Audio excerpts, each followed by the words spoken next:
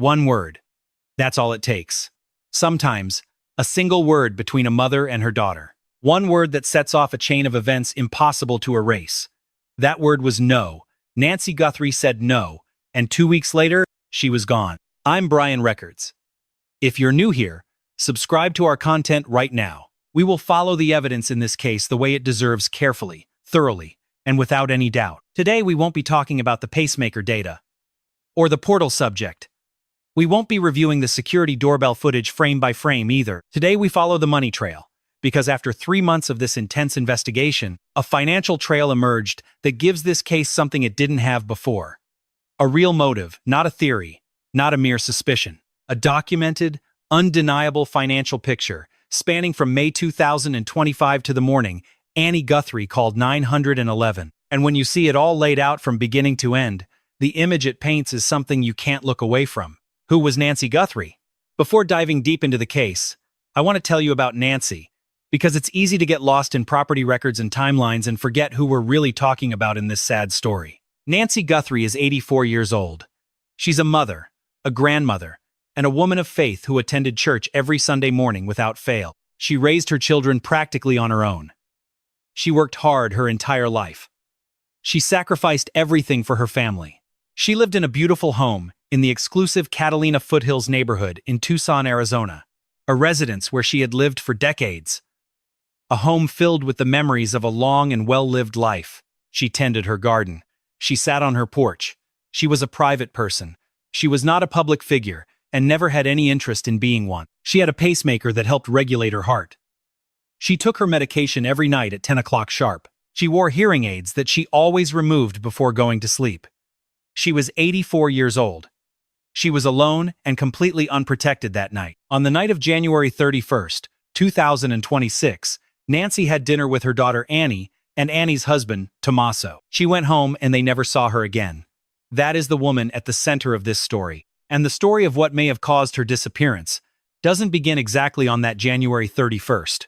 It starts 8 months earlier, in May 2025, with the document nobody talked about. In May 2025, 8 months before Nancy disappeared, a durable power of attorney was signed. Tommaso Cion put his signature on it. The document named Annie Guthrie as his agent for financial matters and property issues. When this document surfaced online, several people with legal backgrounds were quick to weigh in. Many said it was routine paperwork for refinancing a mortgage or transferring property. And maybe that's exactly what it looked like. But here's what nobody dared to say. The dates placed that document in a very specific sequence. May 2025. Power of attorney signed. Before January 31st, 2026, Annie is said to have asked Nancy for a loan. Nancy says no. January 31st, 2026. Nancy has dinner at Annie and Tommaso's home. February 1st, 2026. Nancy is gone. You can dismiss any single point in that sequence as a coincidence, but the whole thing has a clear direction, and that direction is financial, the alleged loan, and what we know. Let me be precise here, because this criminal case demands complete accuracy. The High End Times reported that Annie Guthrie asked her mother for money weeks before Nancy vanished without a trace. According to reports, Nancy refused. The police have not confirmed this account. The family has not spoken about it, and they haven't denied it either. The amount of the loan requested is unknown. The reason behind that financial request is also unknown. The exact date of that conversation is unknown. What we do know is that this revelation came when too many financial questions had already been building for months. Property values, legal documents, a vehicle held for 40 days, boxes leaving a house whose owner is still missing. That loan refusal didn't invent a story. It gave the current story a starting point it didn't have before. The two houses, a $350,000 gap.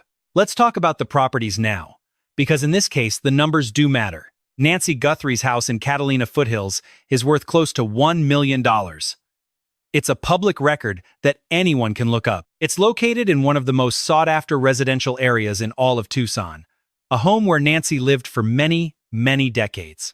A home that represented the wealth of a lifetime of hard work. Annie and Tommaso's house is about 4 miles away. Its estimated value is around $650,000. That's a $350,000 difference between the mother's home and her daughter's. On its own, that gap means nothing. It's normal for parents to have more money than their children. It happens all the time. But when you try to understand why someone would choose Nancy Guthrie, why this woman, why this house, why this level of planning, the value of her belongings becomes a key piece of data. Because the most common motive when someone harms an elderly person within their own circle isn't uncontrolled rage, it's not revenge, it's access to assets. Assets that become available when the owner is no longer there to say no. The most vulnerable woman in Tucson. There's a detail that has been hovering over this case since the very beginning, but nobody had connected it to the financial story until now. Nancy was completely unprotected the night she was taken. The family dog had died and was never replaced. The cameras weren't recording, there was no active subscription. She removed her hearing aids every night before going to sleep. She was completely deaf to any noise around her. Her medication was on the counter at 10 every night. Missing a dose could have very serious consequences. No caregiver, no overnight help, no medical alert, no alarm. $1 million home, an 84-year-old woman, and zero protection. Now here's the part that should unsettle you. None of those security measures are actually expensive. A camera subscription costs about $15 a month. A medical alert button runs less than $1 a day. An overnight nurse through an agency in Tucson costs just a few $100s a week. These aren't extraordinary expenses. They're basic precautions that families with elderly parents living alone routinely put in place. The Guthrie family had the resources. Savannah Guthrie is one of the highest-paid journalists in the entire United States. The combined household income of the 3 children is more than enough to cover every security measure with a single phone call and a credit card. None of it was done. They left Nancy in $1 million home with no security, no monitoring, and no overnight help, and with no way to call for help once she took out her hearing aids at night. If Annie was in a financial situation where she needed to ask her 84-year-old mother for money and received a no in return, then the question of why no one invested in basic protections for Nancy takes on a much darker dimension. It no longer looks like a simple oversight. It starts to look like a deliberate choice.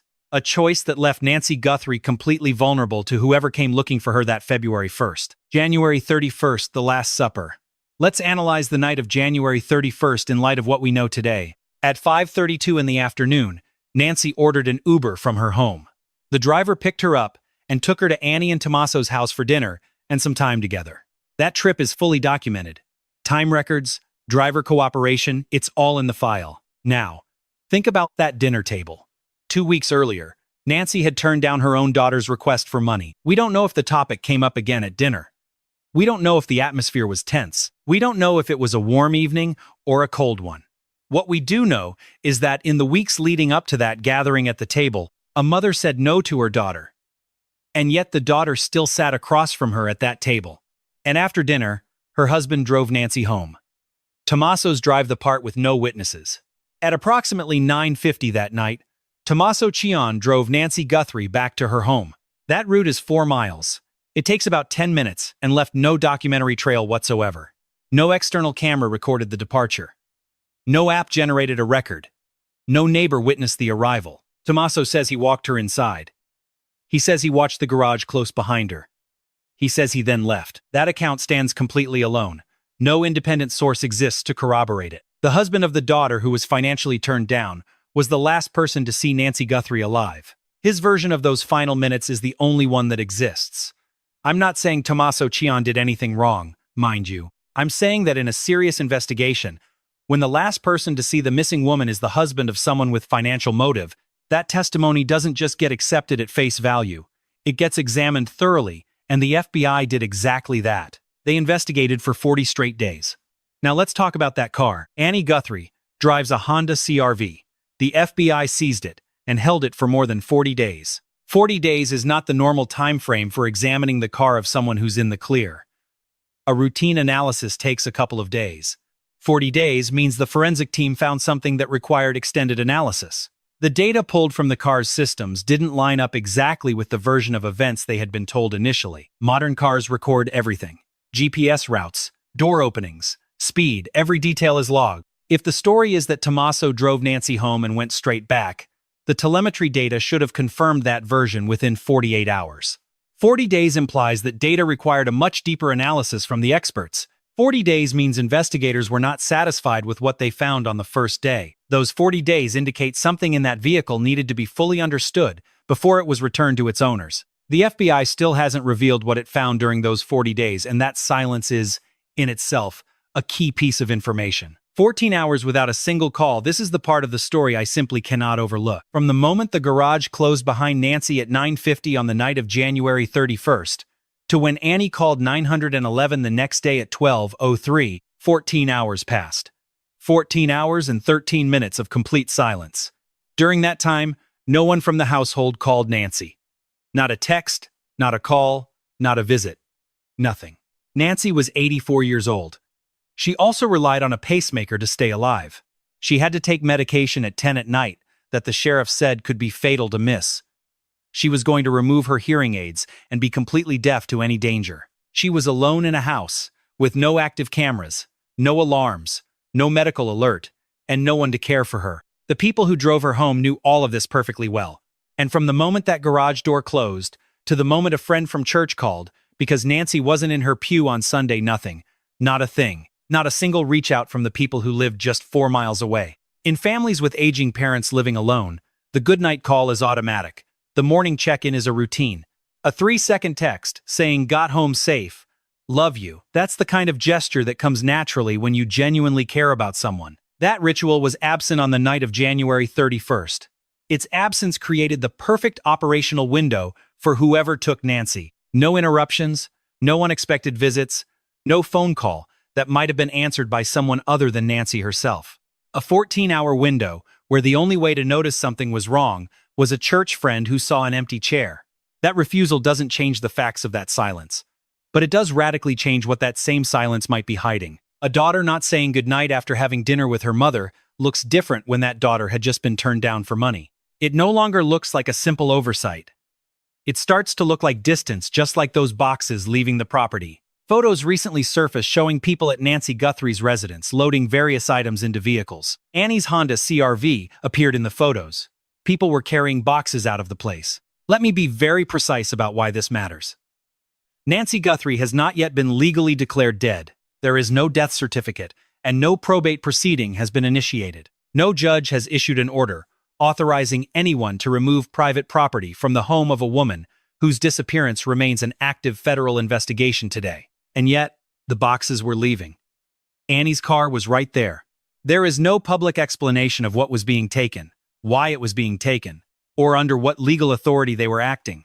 JLR Investigates, a crime reporter who closely follows the case, posted a very simple question on social media. Someone is planning to move into Nancy Guthrie's house. Who could that person be? The answer that got the most attention was blunt. Someone who can't pay their own property taxes. That answer went viral because the public that has been following the case for 3 months already suspected the financial motives at play. Those boxes leaving a $1 million home while its owner is still missing, and with no legal order, they visually confirmed what the public had suspected all along. Cameron, the absent son. I want to bring up something almost nobody dares to talk about right now. Nancy Guthrie has a son named Cameron. He is her direct descendant, carrying the same blood as his mother. Cameron is Annie's brother, and also Savannah's brother. In 3 months of one of the most media-covered cases in American history, Cameron has not made a single public statement. He has not appeared at press conferences or posted anything on social media about his mother's disappearance. He has not given a single interview. He has not spoken a single word publicly. Savannah has remained visible due to her public profile. Annie has also been part of this entire media narrative. For the purposes of this story, it's as if Cameron doesn't exist. In the missing persons cases I've analyzed, when a family member completely disappears from the public eye, that absence is never a coincidence. There's always a hidden reason behind that absolute silence. Sometimes it's the weight of grief. Other times, it's a lawyer recommending total silence. But sometimes, that void means something far darker and more disturbing. Cameron's silence doesn't prove his guilt, but it is an open question this investigation has yet to answer. Where is Cameron? Why has Nancy's son not said a single word publicly in 3 months of mystery? What does he actually know? What has he been told? Let's analyze that sealed 911 call. On February 1st, 2026, at 12:03 in the afternoon, Annie Guthrie called to report her mother's disappearance. That call has never been made public. No recordings, No transcripts, not even a brief summary of what was said. In Arizona, these recordings are public records. Reporters have the legal right to formally request them. In high-profile cases, the audio typically leaks quickly. 3 months later, nobody knows what Annie said that afternoon. Think about those 7 minutes. Annie arrived at Nancy's home at 11:56 and called at 12:03. 7 minutes passed from the time she arrived at an 84-year-old woman's home to when she called for urgent help. If she found blood at the entrance within the first minute, and the stain was in a spot that was very hard to miss, then 6 minutes passed between finding the evidence and making the report. What happened during that gap? Did she search the house on her own? Did she call someone to get their story straight on exactly what to say? That audio likely reveals what happened before and during the call, capturing sounds, other voices, and the caller's emotional state. All of it remains under lock and key. Retired detective Bob Gilliam talked about this on a podcast and was quite direct about it. He stated that there are likely key details in that recording that investigators prefer to keep out of the public ear. He said, "Don't hold your breath waiting for that audio." And then he dropped the line that truly changes the whole picture. He suggested the call might not come to light until a trial date approaches. A trial. That word implies criminal charges. It implies an arrest. It suggests the case, despite the silence, is heading somewhere definitive. Everything points to a courtroom, and that audio is a fundamental piece of evidence for that legal process. What was said and what was left unsaid. Bob Gilliam raised another question about that call that I want you to think through. He asked, what did Annie actually describe when she called? Did she mention the blood right away? Did she describe the back door being open when she arrived? Did she mention the flower pot propping the door open? Or did she bring up details she couldn't have known without having been there before? When a family member is under suspicion, experienced investigators look for something very specific in these emergency calls. It's information the caller shouldn't possess yet. Details that someone who just arrived on the scene would have no way of knowing. If Annie described the scene with a precision that went beyond what a fresh witness would notice, that changes the game entirely. That's the kind of data that gets a call sealed by court order immediately. It's the information that, according to the detective, won't be released until a trial date is set. The NBC protocol. There's something many people know but haven't connected to the financial storyline. NBC designed a special protocol for this case. If breaking news about Nancy comes in while they're on the air, Savannah must be removed from the studio immediately. Another anchor takes over. The news is communicated to Savannah privately, off camera. That plan was activated on April 15th. They pulled Savannah mid-program after she presented a short segment. She returned later without explanation. 2 days after that, she was absent from the national broadcast entirely. Networks don't create these plans for cases that go cold. They do it when they're expecting an arrest, a body, or a real identification. An emotional moment for a family member live on air.